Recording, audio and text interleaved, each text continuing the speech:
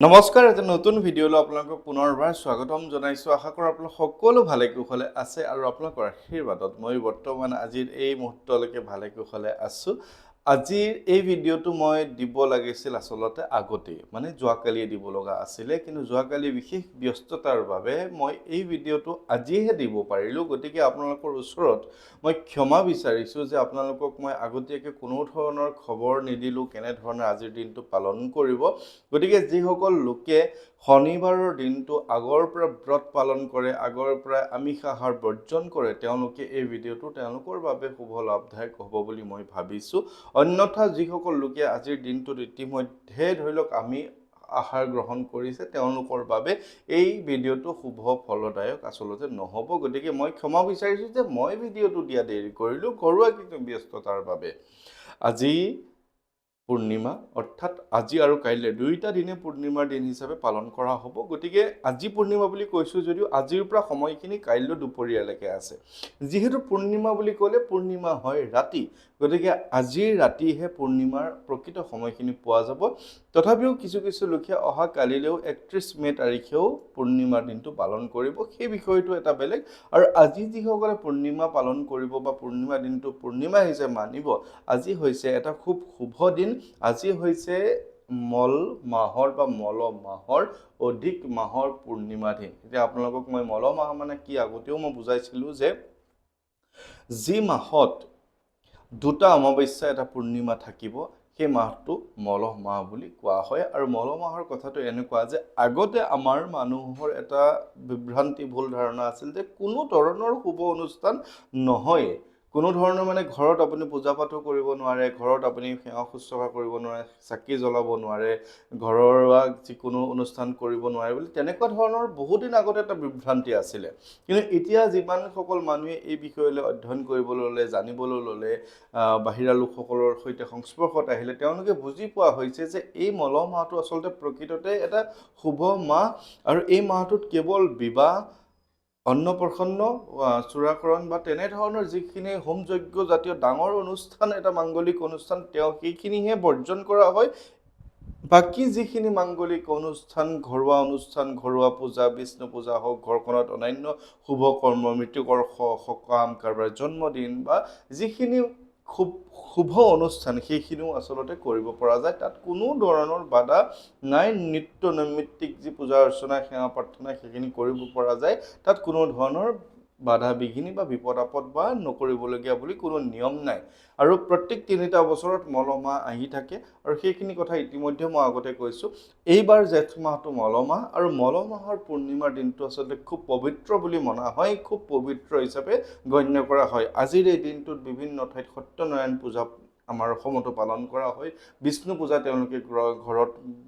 কৰে বা তেনেধৰণৰ শুভ অনুষ্ঠানবোৰ ঘৰত আচলতে কৰে। কিন্তু গৃহ প্ৰৱেশ বা নতুন গৃহৰ খুঁটা পোতা এনেধৰণৰ কাম কিছুমানৰ পৰা বৰ্জন থাকিব লগা হবে, সেইখিনি নকৰে। কিন্তু বিষ্ণু পূজা, সত্যনাৰায়ণ পূজা বা তেনেধৰণৰ পূজা পাতলবোৰ আজি আপোনালোকে মন কৰিব বিভিন্ন ঠাইত হৈছে। ইয়াৰ কাৰণটো এইটোৱেই যে এই মল মাহটো বিষ্ণুৰ এটা খুব শুভ মাহ বুলি গণ্য কৰা হয়, পুৰুষোত্তম মাহ বুলি কোৱা হয়। ইমান বিস্তৃত ব্যাখ্যালৈ মই নাযাম, কিন্তু এটা কথাই মই আপোনালোকক ক'ব বিচাৰিম যে আজিৰ দিনটোত কিছুমান কাম নকৰিব লগা আছে। সেই নকৰিবলগীয়া কামখিনি মই আপোনালোকক প্ৰথমতে কৈ দিওঁ যে আজি দিনৰ পৰাই অহা কালিলৈ দুপৰীয়ালৈকে আপোনালোকে কোনো কাৰণে আমিষ আহাৰ গ্ৰহণ কৰিব নালাগে।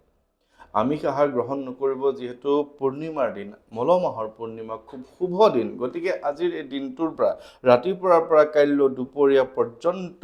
আপোনালোকে আমিষ আহাৰ গ্ৰহণ নকৰিব। এই সময়খিনিত মিছা কথাৰ পৰা আঁতৰি থাকিব লাগে, ফাঁকি কথা ক'ব নালাগে কোনো মানুহে। এতিয়া মই আপুনি বুলি কথা নাই, সকলোৱে এই ক্ষেত্ৰত ফাঁকি কথা, মিছা কথা,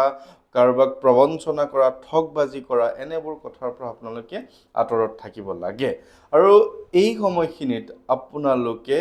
ৰাম নাম জপ কৰিব লাগে, বিষ্ণুৰ সহস্ৰ নাম পাঠ কৰিব লাগে, শ্ৰীকৃষ্ণৰ নাম ল'ব লাগে বা যিকোনো দেৱ দেৱতাৰ পূজা অৰ্চনা কৰিব লাগে। মা লক্ষ্মীৰ পূজা কৰিবৰ কাৰণে সন্ধিয়া সময়ত আজি আপোনালোকৰ ঘৰখনৰ যাতে ঐশ্বৰ্য বিভূতিৰে ভৰি থাকে, ঘৰখন যাতে আপোনালোকে সুখ সমৃদ্ধি আহে, লক্ষ্মী যাতে বসতি কৰে, তাৰ বাবে আৰ্থিক দিশত যাতে উন্নতি হয়, তাৰ বাবে সন্ধিয়া সময়ত আপোনালোকে আজি তুলসীৰ তলত এগছি চাকি জ্বলাব লাগে আৰু তাতে আপোনালোকে যেনেধৰণে প্ৰাৰ্থনা কৰিব বিচাৰে তেনেধৰণে কৰিব পাৰে আজিৰ দিনটো শুভ দিন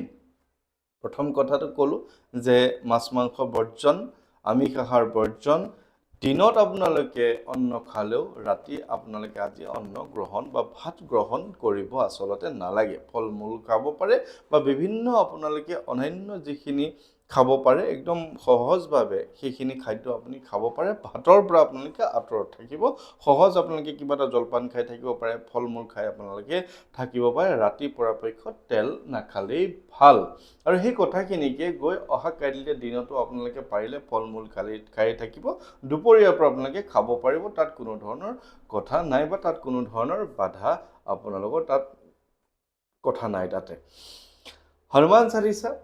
এক নিত্য পাঠ আপুনি সদায় ঘৰখনত কৰি আছে শনিবাৰে হনুমান চালিসা পাঠৰ মহত্ব আছে শনিৰ দুখৰ পৰা আদি কৰি ঘৰখনত বিভিন্ন কাম নহয় বিভিন্ন বিপদ আপদ বা সমস্যা নানান বিপদে আগুৰি ধৰা কোনো শুভ কাম নোহোৱা ঘৰখনত নিগেটিভিটি থকা ভূত প্ৰেতৰ পৰা আদি কৰি বাহিৰা শক্তিৰ বসতি কোনো লোকৰ হিংসাৰ বলি হোৱা শত্ৰুৰ বলি হোৱা এই গোটেইখিনি কথা দূৰ কৰিবৰ কাৰণে শনিবাৰে আপোনালোকে হনুমান চালিসা নৈমিত্তিক পাঠ কৰাটো অতি দৰকাৰী বা প্ৰতিটো শনিবাৰে আপুনি পাঠ কৰিব লাগে যেহেতু আজিৰ এই শনিবাৰ দিনটো এটা শুভ দিন গতিকে আজি সন্ধিয়া সময়ত আপোনালোকে হনুমান চালিসা আপোনাৰ নিজ ইচ্ছা অনুসৰি সুবিধা অনুসৰি এবাৰ তিনিবাৰ পাঁচবাৰ সাতবাৰ যাৰ যেনে ধৰণৰ সুবিধা হয় আপোনালোকে পাঠ কৰিব আপোনালোকে আজিৰ দিনটোত এদিনীয়া সংকল্প পাঠো কৰিব পাৰে সন্ধিয়া একো ধৰণৰ তাত কোনো বিশেষ নিয়ম কৰিব নালাগে সংকল্পৰ যিখিনি সামান্য নিয়ম মই যোৱাকালি পৰহিৰ ভিডিঅ'টোতে দিছো সেইখিনি আপুনি কৰিব উদ্দেশ্য এটা সফলতাৰ বাবে তেনেধৰণে আপুনি সংকল্প পাঠ কৰিব পাৰে আৰু এই আজিৰ দিনটোতে হওক বা কাইলৈৰ দিনটোত মহাদেৱৰ নাম জপ কৰিব পাৰে বিষ্ণুৰ নাম জপ কৰিব পাৰে বা আপুনি ভগৱান যিকোনো ভগৱানৰ কৃপা লাভ কৰিবৰ কাৰণে আপুনি পূজা অৰ্চনা হওক ঘৰখনত সেৱা শুশ্ৰূষা যেনেধৰণে ভগৱন্তৰ ওচৰত আপুনি প্ৰাৰ্থনা জনাই চাকি বন্তি জ্বলাই তেনেধৰণে কৰিব পাৰে ঘৰৰ মূল গেটত আজি আপোনালোকে দুফালে দুগছি চাকি জ্বলাব পাৰে ইয়াতে আপুনি কি চাকি বুলি কথা নাই আপুনি তেলৰ চাকি জ্বলাই ঘিউ চাকি জ্বলাই আপোনাৰ নিজৰ কথা আপুনি চাকি দুগছ দুফালে ঘৰৰ মূল য'ত আপোনালোকে প্ৰৱেশ দ্বাৰত আপুনি জ্বলাব পাৰে যাতে মা লক্ষ্মীৰ বসতি হয় বা মা লক্ষ্মী আহে এনেধৰণে আপুনি এই দিনটোত আপোনালোকে নিয়মখিনি কৰিব পাৰে আৰু খুব বেছি শুভ ফল পোৱা যায় অধিক মাহৰ মল মাহৰ পূৰ্ণিমা দিনটোত ঠিক তেনেকৈ আৰু 15 দিন পিছত আপোনালোকে জানেই যে আকৌ এটা অমাৱস্যা আহি আছে এই অমাৱস্যাটো বহুত বেছি গুৰুত্বপূৰ্ণ হ'ব এই কথাখিনি মই আপোনালোকক জনাম যে 31 জেঠ বা জেঠৰ একেবাৰে শেষৰ দিনটোত এবাৰ অমাৱস্যা পৰিছে আৰু ঠিক তেনেকৈ 1 জেঠতো অমাৱস্যা পৰিছে আৰু এই 16 জেঠত পৰিছে আপোনাৰ পূৰ্ণিমা গতিকে দুটা অমাৱস্যা এটা পূৰ্ণিমা পৰাৰ কাৰণে এই মলমাহ হিচাপে এই বছৰৰ জেঠ মাহটো গণ্য কৰা হৈছে গতিকে আপোনালোকক মই যিমানখিনি পাৰিছো সহজভাৱে কথাখিনি বুজাই দিবলৈ চেষ্টা কৰিছো আৰু বিশেষ আপোনালোকে একো ভাবিব নালাগে দুখীয়াক দান দক্ষিণা কৰিব লাগে দৰিদ্ৰজনক আৰ্তজনক কিছু সহায় কৰিব লাগে সেইখিনি আপোনালোকে কৰিব আপুনি শুভ ফল আপোনালোকে লাভ কৰিব গতিকে মই আশা কৰিম আপোনালোকে আজিৰ দিনটোত যদিও ভিডিঅ'টো দিয়া দেৰি হ'ল এই কথাখিনি আপোনালোকে কথাখিনি হৃদয়ঙ্গম কৰিব আৰু ধুনীয়াকৈ নিয়মখিনি কৰিব বিশেষকৈ আমিষ আহাৰৰ পৰা আপোনালোকে বৰ্জন থাকিলে খুব বেছি শুভ ফল পাব গতিকে ভিডিঅ'টো বৰ বিশেষ দীঘলীয়া নকৰোঁ ইতিমধ্যে দেৰিয়ে হৈছে আপোনালোক সকলোৱে কুশল মংগল কামনা কৰি আপোনালোকৰ বাবে আজিৰ ভিডিঅ'টো ইমানতে সামৰণি কৰিছোঁ ভালে থাকিব জয় শ্ৰী ৰাম